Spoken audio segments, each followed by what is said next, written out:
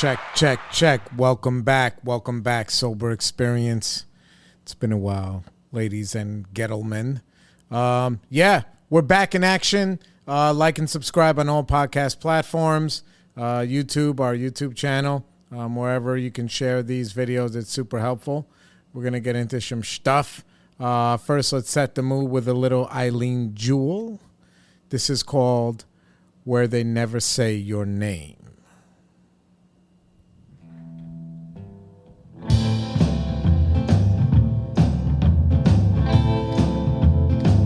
Yep.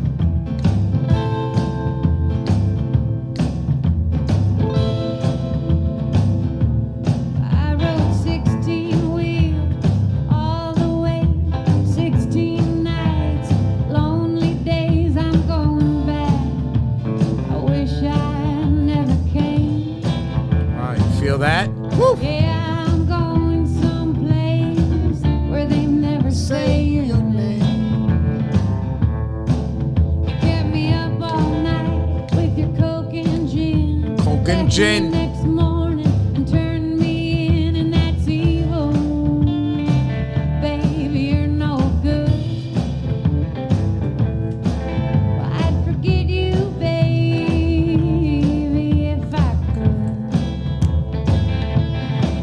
Well, you show me the well, but you don't let me drink. You turn my heart around. What up, everybody? Welcome back.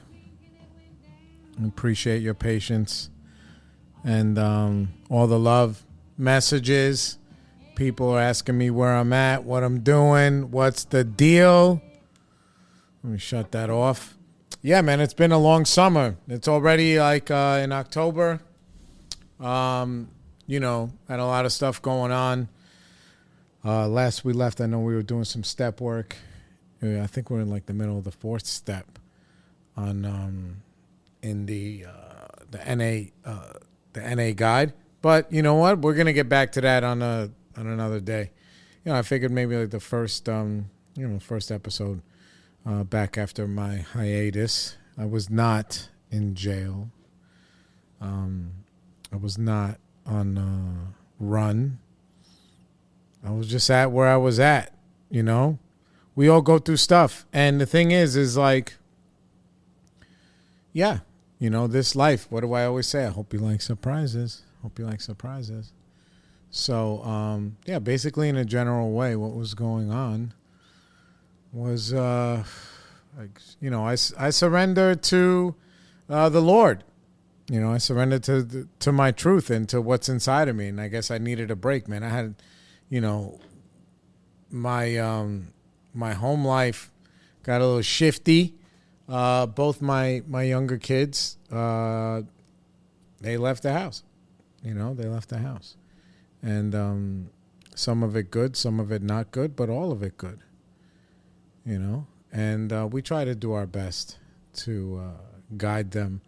But really not surrendering. Yes, I guess surrendering is really what it's going to be about today. Is, letting them find their own way. It was a little bit of a mutiny. I don't have to get into specifics because it really doesn't matter, While that was going on, I had to really lean into the program. I had to lean into God, my higher power. I had to lean into my people. I had to lean into my wife. I had to allow space for my wife to lean into me. And I think for me, that's like, I'm kind of like regurgitating things that maybe I've said in the last couple of months, but you guys don't know, which is, I come from a family, supreme dysfunction, which means that like, I just come from a regular family. Everybody's got their own stuff. I don't know what anybody's bag of whatever is, but my wife comes from a non-functioning family. It was just her and her mom, for the most part, and her sister, my sister-in-law, Natalie, who's the fucking best on earth. Anyway, so everybody has their own journey. And on that journey, you pick up experiences, and that's what you bring to the table. And my wife's experiences are way different than my experiences. And I have to be mindful of that as life starts to unfold, to create that space. I always tell you guys, I don't go for that term like, setting a boundary. I don't really like that. It's like it's such a negative, it's got like a negative tone to it versus creating space for something new to happen between you and either yourself or you and life or you and somebody else, whether it's work, whether it's, your partner, whatever, allowing life to like unfold, because I don't have all the answers. I have experience and my experience is my own, but I don't have all the answers, and that's what I actually enjoy that now, really letting go of the control.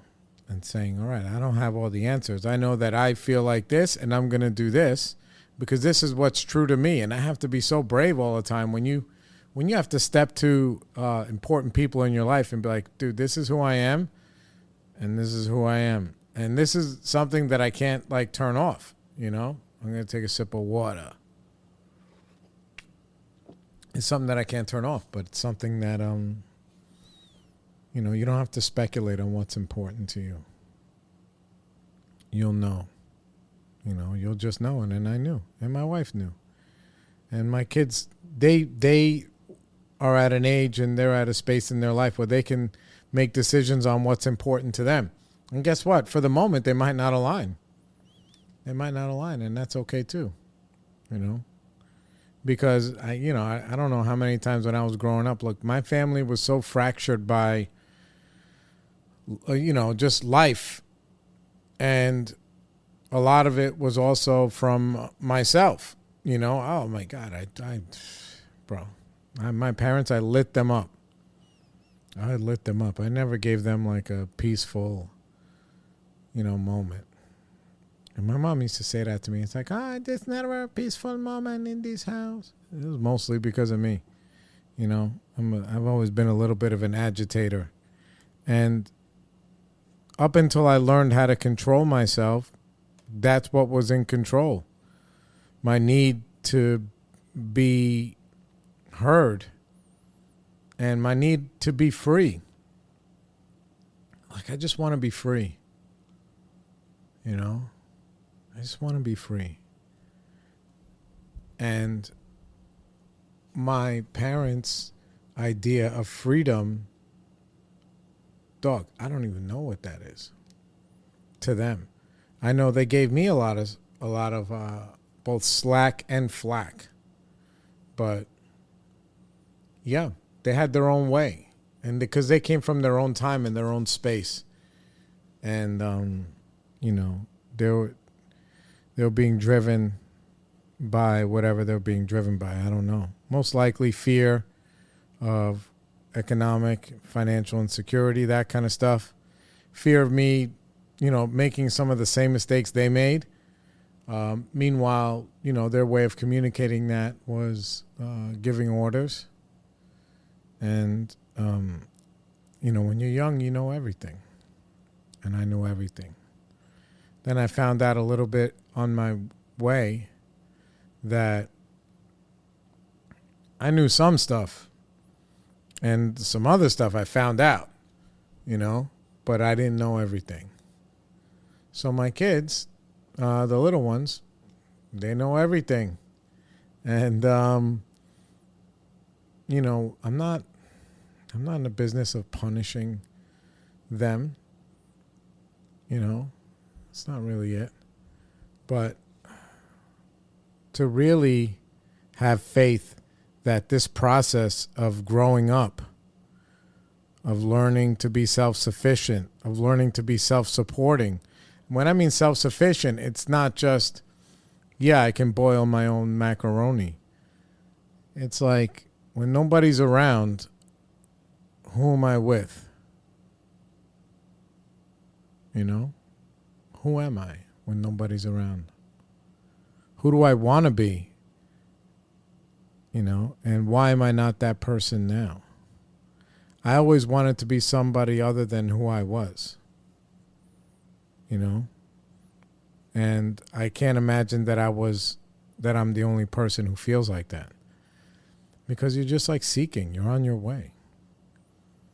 And when you're on your way, you're just on your way. And maybe I'm still on my way. But I can tell you right now, like, I'm very happy. Even going through that stuff where the kids were like, basically saying, fuck you, we're out of here. That kind of, lines were drawn in the sand. Yeah,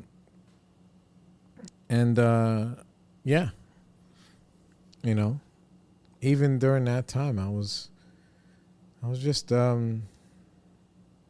wasn't holding on, but I was in a holding pattern because I was allowing things to develop because they're not under my complete control.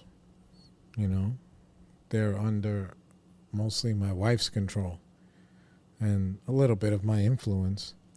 But also I sincerely remember when I was young. Yeah, when I was young, I knew everything. And my parents were fucking stupid. And, I found out that maybe both sides are like half stupid. But it just takes time. So I'm saying that to say that I sincerely believe that this is just a natural cycle of life. And we'll probably all reconvene at a later date. But we'll see. I don't know when that date is. And a lot of it doesn't have to do with me. A lot of it has to do with them. And, I have to allow them that time. And maybe they'll find out, But I just know that I can't change who I am. That's the whole point. I can change what I do. I can change how I behave, but I can't change who I am. And there's principles that I accumulated over time that I was not born with, but principles are things that I've earned about myself that, are the risk of losing everything. You got to stand on them. And that's it. But that's where like the glory is for me. The glory is just a peace of mind. And I bring that type of attitude as best I can into every area of my life. There's a lot of stuff going on now. I mean, I've never seen so many people showing their ass on the computer about what's been going on the last couple of months that I haven't been around. I mean, I've been around, but just not with yous guys. Yeah, like I'm watching this whole thing unfold, man.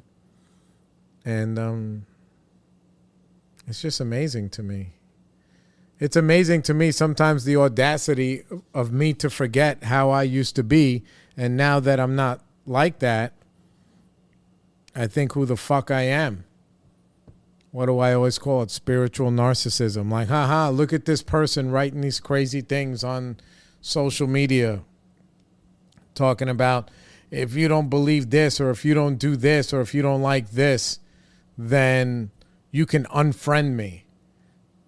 That's been my favorite topic for the last like couple of weeks, especially since like the shooting of that guy Charlie Kirk, who I don't really have an opinion on him.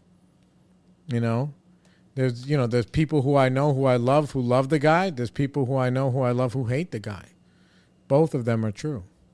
And it's because it's whatever's true for you, bro. That's the freedom. I'm not in the convincing camp. I'm not in a convincing game. It's I let go of that. The only person I need to convince of anything is myself. That's it.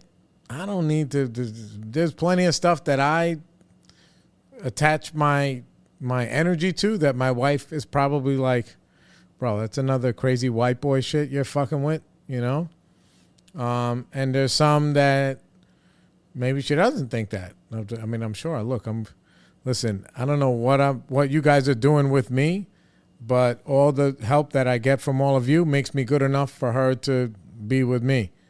And she is everything on this earth, and she is the moral superiority, in my life. I look at her and I just like, I melt away like sugar in the rain. But like, yeah, I don't know. She's like majestic. But, I also, I also participate in the rest of this life. So I was in a position where, I just had to just chill. And God told me, or God didn't tell me to get back up on the mic, so I haven't been on the mic. But yeah, I mean, now my personal opinion, if you're asking me about what's going on with all that stuff, where's the spiritual angle? I don't know. There's people all over there's people that are just in pain. And it's the pain of not being able to control other people. It's pretty painful. I've been there. I've been a control freak. And if they would only bend to my will. I lived in that space. Like, I was always so right about everything. Now I realize I just know my own truths. And the truth is that I don't know a lot. I've experienced what I have experienced, and that's why I know what I know. So I'm saying this to say this, right? I don't know anything about Charlie Kirk. People send me clips on both sides of the fence. Look, he's a fucking racist. He's a piece of shit. He should die, whatever. I'm like, okay. They'll send me some videos with that. Send me other videos. Bro, he believed in this. He believed in that and whatever. He was pro-Palestine. I was like, I don't know. But I just know for me, I just found characters like him or people who do what he does. It just wasn't my cup of tea. Circling the wagons, arguing with children, claiming it's a debate, and then saying, oh, you're giving them a microphone. I'm like, yeah, great. Listen, they already have a fucking microphone. It's in their hands. You're not like giving them some opportunity that they never had before. They can argue with people all the time on college campuses. They can argue with fucking, people on Twitter.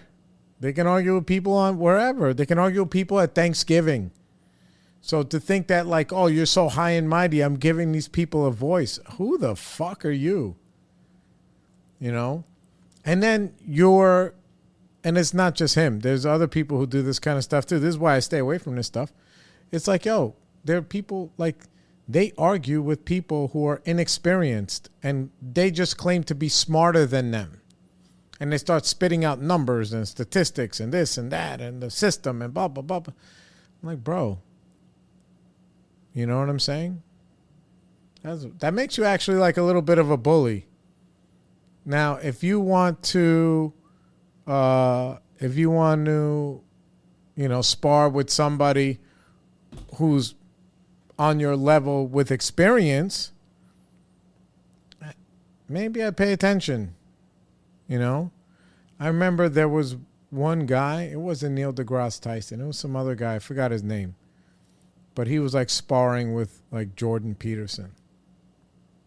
And I was like, okay. At least they're both grown, experienced men. Like with like real world experience. High school, college,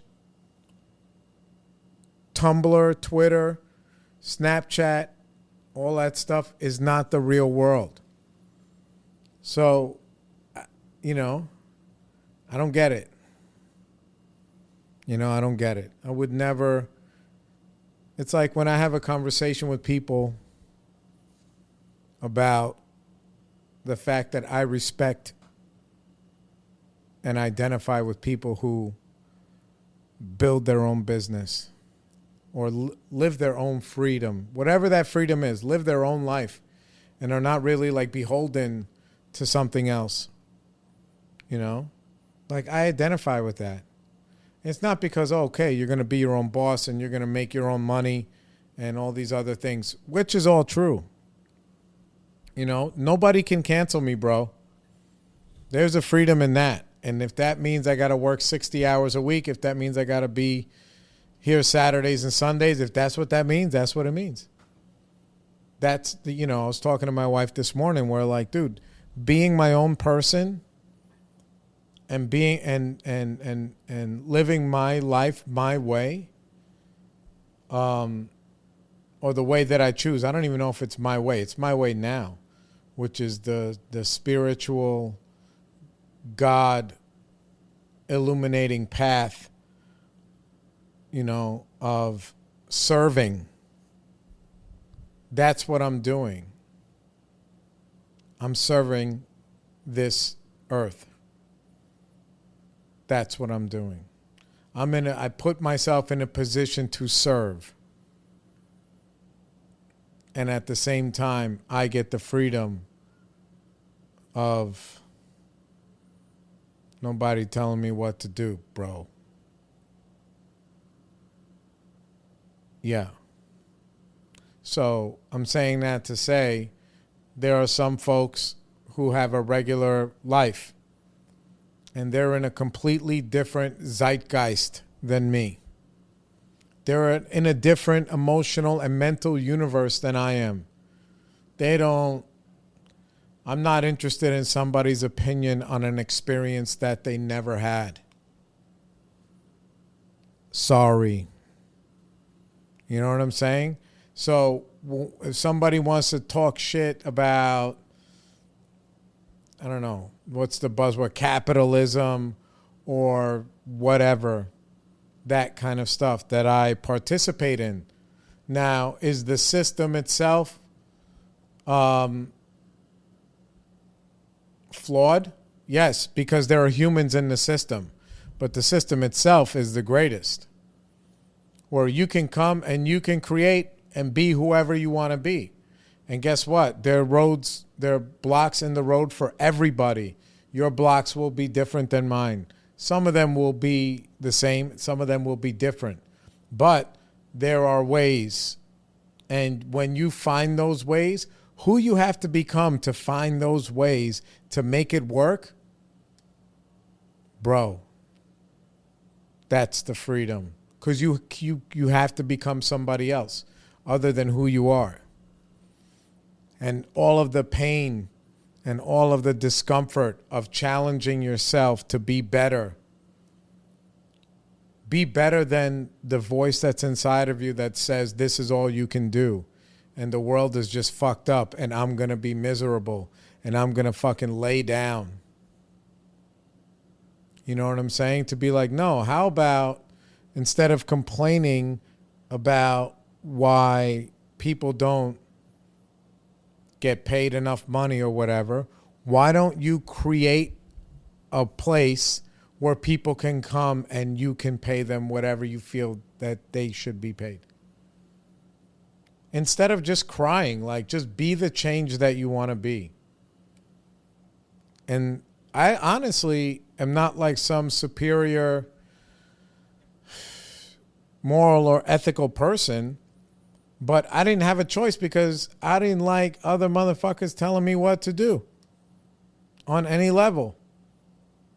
I've been defiant in that way my whole life. A lot of that defiance, you know how I've been so, I'm not going to say naive, but you got to be a little bit naive. And what does Conor McGregor say? You got to be a little bit gone, you know, to be ballsy enough to try and make your own happiness and make your own life.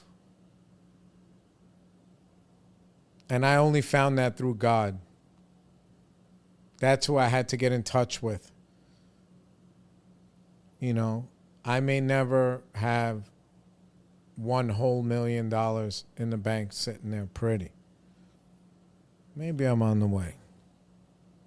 But I already feel wealthy because of the life that I have. That it's my life, my terms. You know, there's things that I'm willing to say no to. One of them is myself.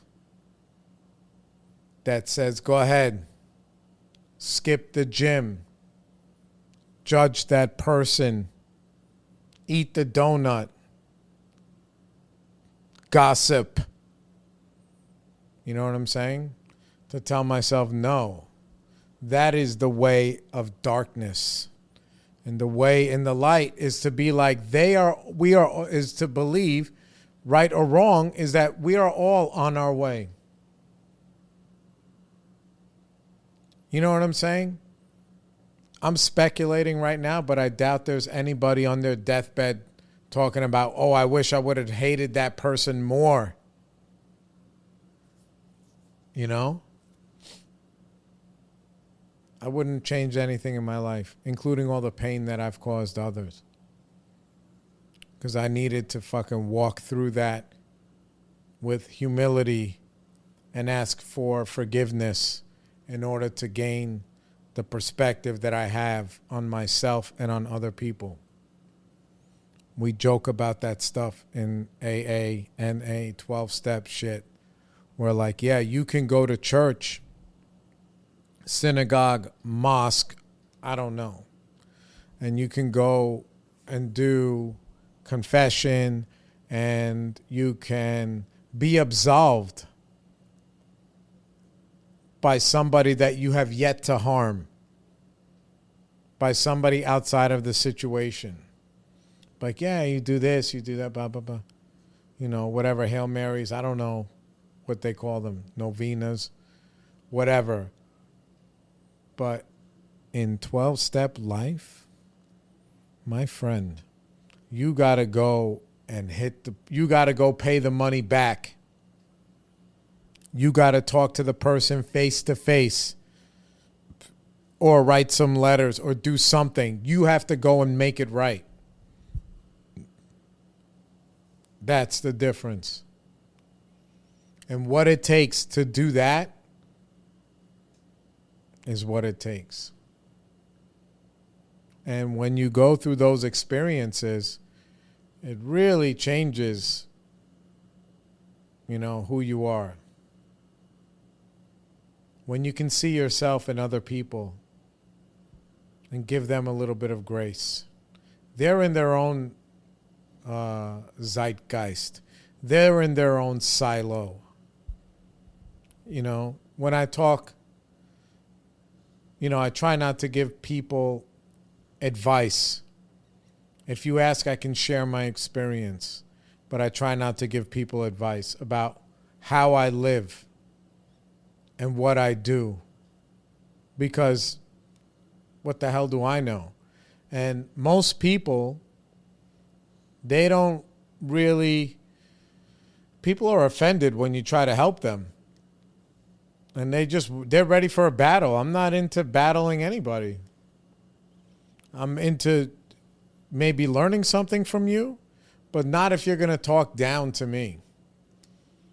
Because, like, I don't care. It could be fucking Elon or Bill Gates.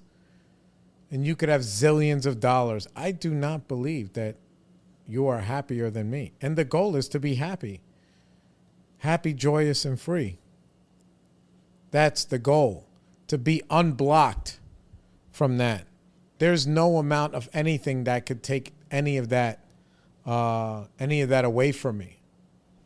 Any external shit. You know what I'm saying? So, like, I'll give another example. You know, there's a meme. Now, if you guys have been listening for a while, you know that I take a little bit of what everybody gives and I make my own freaking gumbo. You know? Now, with the political stuff that everybody's super involved in, number one, I answer to one person, the ultimate authority. That's who I answer to. You know what I'm saying? When push comes to shove, I don't owe anybody anything. Now, I have to be willing to pay the price. If the IRS or if the police want some shit and I don't want to give it to them, then I'm willing to pay the price or whatever. You know what I'm saying? But I'm saying that to say this, that I don't owe anybody anything, right? And, you know, so when I was talking with my wife this morning, we were talking about, because I share things that I think she may be interested in or if I'm talking about something and she starts chiming in and asking questions. An example is like, okay, with my, I just re-upped my testosterone. And then I got a couple of wiener pills to go along with it. Why not? We're empty nesters now. Brother, we might as well swing from the chandelier, Bo. Fucking off the top rope, Superfly Jimmy Snooker style. Right? Why not? There's no shame in my game. Anyway, so, but I also started listening, you know, at my own pace. I was like, oh, I know this. I've heard of this stuff called methylene blue.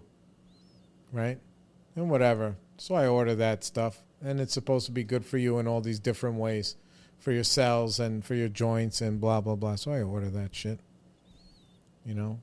I'm in that stratosphere. That I'm down that. And it's funny because then I hit up my homie, my sister, my adopted sister, or she adopted me, Dr. Rebecca Brown, who, if any of you are in the Brooklyn area and you want to get the best hormone therapy and all this other stuff, like she's, you know, sports medicine, she is absolutely 100 million % the best. It's called regenerative medicine, I think it is. Hold on, let me make sure I get this right because, you know. Well, I think it's balanced regeneration. 1 second, balance. Oh, I'll tell you right now. Here we go. Balanced regenerative sports and rehab. You know, 48th Avenue, Brooklyn, 718-400-8840.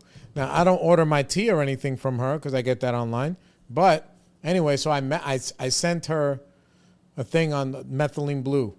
I was like, okay, this is what I'm considering fucking with. And plus, I understand that it's actually good for people who have lupus or whatever because I'm in that zeitgeist that is down that stuff. You know, I just took my methylation DNA test from Gary Brecka because that's the thing I subscribe to. Because I don't believe that the government or that the pharmaceutical industry or that any of these people who are in power, I don't believe any of them are our friends. I believe you and I need to be friends. I don't believe that they are our friends. I believe that they're out to make money, and that's why if some bad shit happens with any of these drugs, you can't even sue them. You know what I'm saying? They're not responsible for the work they put out. Now, if I put some work out myself and something doesn't go right, I'm 100% responsible, according to me. Now, somebody can sue me, and then the court of law will say, hey, listen, you picked up this rug, you fucked up this rug, you owe this person $1,100, I will have to pay. None of these people are accountable like that because they lobby, and they spend a lot of money anyway. So what am I saying? I'm saying this, right? Hold on. Sippy time. My dad, who's the best, I guess he's just the best in his own way. He's the only one I got right now. He hates that I love Bobby Kennedy. Now, I love Bobby Kennedy because I believe what he's been saying about the food, how the food is poisoning us. I believe what he's saying about the, you know, about that whole system. The FDA, like you watch all these documentaries and how the FDA and the pharmaceutical people, the Oxycontin Express, all of that stuff, how they're all intermingled. You know, and then you start to listen to other people who have experience in that field talking about, or any person who works at a hospital, who works at a billing place in a hospital where they say, well, listen, you know, I remember, I'm going on a tangent now, but I remember when my son cracked his head open in school. To this day, he hasn't told me how he did it, and he needed staples in his fucking head. And I remember we went to the hospital. Oddly enough, I couldn't make it there quickly enough. I was all the way out on Long Island cleaning carpets for a company. This was before I even had my own company. I worked for somebody else for a few months, and I was working a job for them, and I had to leave the customer's house early and drive from Long Island all the way to Brooklyn on my own dime, obviously. thank God the people I worked for were cool. I was like, look, because I said, this is an emergency. My son's in a hospital. Whatever, reschedule this thing. I'll come back tomorrow. I'll do whatever. I'll do. But there was no way that I was going to leave and risk my job. It didn't matter. Point being, I get to the hospital and, he has a big gash in his head. They're going to put like 6 staples in his fucking head. I was like, okay. I was like, is it possible to get one of those brain... And by the way, I was on the way and I hit up Fisherman Mike, who's one of my fucking 12-step buddies, consiglieres, who at that time, maybe I had like 5 years of sobriety and he had like fucking 15. Greatest guy. I was like, listen, I don't... my son just is in the hospital over there in Sunset. He's like, Bobby, you want me to go make sure he's okay? I was like, please. And he fucking went. Meanwhile, my son never met him. Ever. And he goes in there looking for my son and finds him. And my son was like, I was like, yo, Fisherman Mike is coming. And he stayed with him till I got there. Because that's the kind of people I fuck with. Not people who are like, oh, I'll help you beat up this guy in the street. I mean, I'm sure maybe he would. But like, dude, stuff like that. And if he couldn't do it, whatever. Anyway, the point of the story is I asked him for the brain thing, imaging, what is it called? CAT scan. I asked him for a CAT scan. And like 4, sorry if I told this story already, but it all ties in. 4 of these people, one doctor after another, were trying to give me all these bullshit excuses why they shouldn't give it to him. I'm like, listen, he has a huge gash in his head. You guys are going to put fucking staples in his head. I just want to make sure he's okay. And they're like, yeah, no, nah, it's extra radiation that he doesn't need. And I was like, it doesn't even really make any sense what you're saying to me. But I'm not leaving until you do a CAT scan. And then they started, another doctor came to try to, people are trying to, I'm asking for medical care that they do not want to give me. And they're giving me all these silly excuses. Like they could have said what the truth was, which is what I'll get to at the end of the story. But I was like, dude, he has a fucking severe head injury. He could have a concussion. Could be bleeding in his brain. All kind of stuff. He's a young kid, man. I think he was like in the 8th grade. And whatever grade he was in. Either way, I said, listen, I will not leave. You can call the police. I said, I'm not going to leave. If you are not willing to give him a CAT scan, then that's cool. Just write a letter on the hospital letterhead saying that I'm asking for it and you are saying no. Because I'm asking because I'm scared that maybe he's going to die in his sleep. Well, I don't know anything. What the hell do I know? A freaking carpet cleaner. Former, you know what, So they hem and haw, and then they finally do it. They give me the letterhead, whatever. I leave. I call my fucking brother, Dr. David Rivera. At that time, he had a practice all the way uptown. This, that, and whatever. He's like, listen. He says, everything is closed right now. Because by this time, it was very late. But also because, and he is not in recovery. He is just somebody who's my brother. So there are very good people on this earth. Good family, friend of my family. My God, one of the greatest people I've ever met. Him and my cousin Glenn, they're like tied for like first place on first fucking base of people who loved me when I couldn't love myself, right? So David's like, listen, he said, just come to my office tomorrow. I have the guy who has an imaging place right down the road. He'll even come meet you at my office and he'll escort you and you will get whatever you need to get. And that's what we did. And I was scared, but whatever, we did it. And then I get to go uptown to whatever, and the imaging guy says, listen, the first thing the hospital does is look at your insurance. And they know the quote-unquote algorithm of what your insurance will reimburse them for, what they will not reimburse them for, or what percentage of any procedure they will get. And that is how they treat you. And that was news to me. I was like, are you fucking crazy? He's like, yeah. That's the only reason why they wouldn't give him that CAT scan. You know? I was like, well, how much does this thing cost?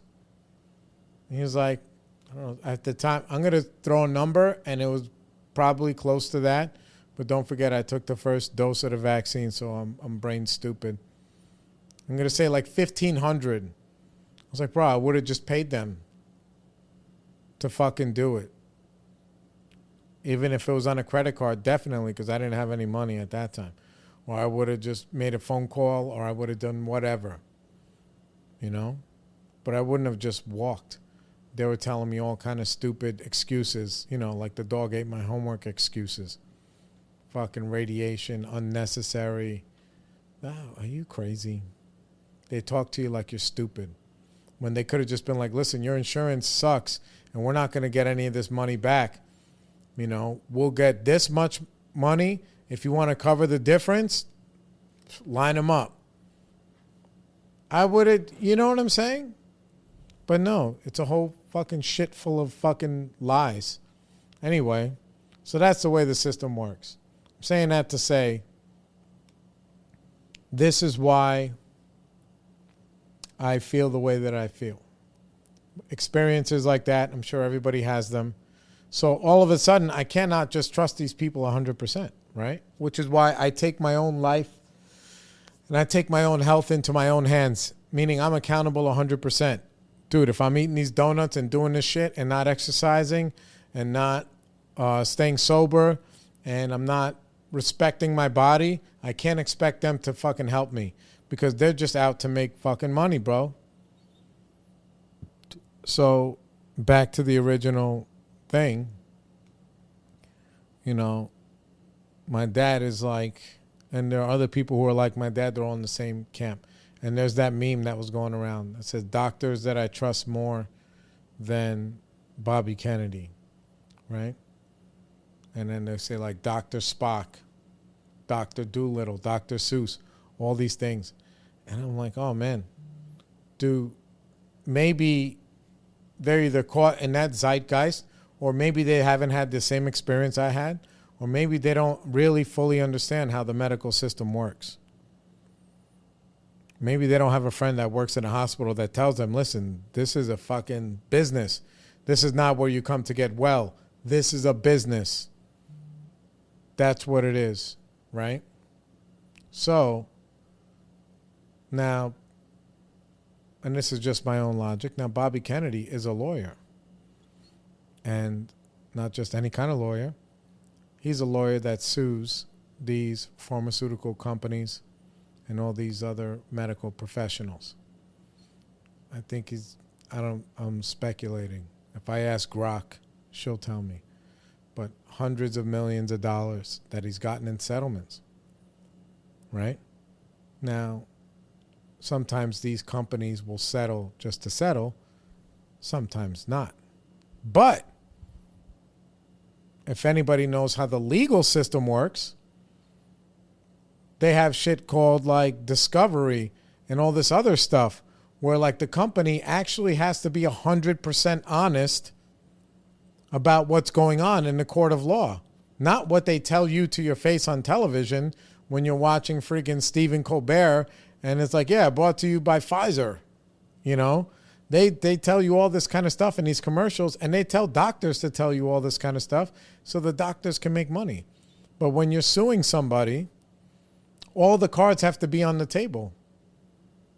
So I trust somebody who has seen all the cards versus somebody who is turning a blind eye, whether they don't want to know or they're willfully being dishonest about that. And then just so they can pay off their medical school loans and so they can have a job, that they're not 100% honest. Now, I'm not saying every doctor is like this. I've had some really good ones that have steered me away from medication. My cousin, who is starting to take care of himself now, you know, better, was saying that like he had some blood pressure stuff or whatever. I don't know. You know, stuff where like, you know, you get a couple of check engine lights. And so my first response was like, hey, you got to watch what you eat and do some exercise. And he was like, yo, you know, the doctor told me this has nothing to do with exercise and exercise will do nothing for me. I was like, really? That sounds fucking crazy. But I was like, well, whatever, man. Look, listen to the doctor. You do whatever you feel comfortable doing, you know? And, yeah, because the doctor wants to put him on pills. Pills get people paid. Now, you can disagree, and I'm okay with that. You know, but that's just what I believe. You know, I was watching this other thing where, like, you know, this is also the spiritual path. I'll say this, tying this whole thing up, right? Because the same thing, my pop was talking about going on. It's so funny. It's like, not that, whatever, you don't want to, I'm not in a position to be like, yo, I told you so, and all this other stuff, right? You know, my mom said something to me and my wife maybe 6 months ago about she's going to start keeping an eye, and she wanted me to start keeping an eye on processed foods. And we just like looked at each other. We're like, bro, we've been singing that song for a long time when you thought I was crazy. You know, anyway, my dad, he's like, oh, he's going to go on like an Ozempic patch. Right? And I was like, really? He's like, yeah, but it's not like, it's not like regular Ozempic. It has no side effects and it has no this, no that, whatever. You know what I'm saying? And I'm like, man, I have to. It's just a way of living. You know, that I understand. And it's very tempting because I was tempted by that bait my whole life, which is I want the glory and I don't want to do the work. I was like, listen, there are no shortcuts. The long way is actually the shortcut. You know? But I was like, oh, look, listen to your doctor. Then I try to sprinkle in some stuff. Like, hey, look, you know, these food companies who believe in making you buy more food. That's why some of the stuff in the food is specifically addictive, right? Because they have scientists that's their fucking job, which is how do we get people to buy more Fruit Loops, whatever. And that can be in anything. There's a science to your algorithm.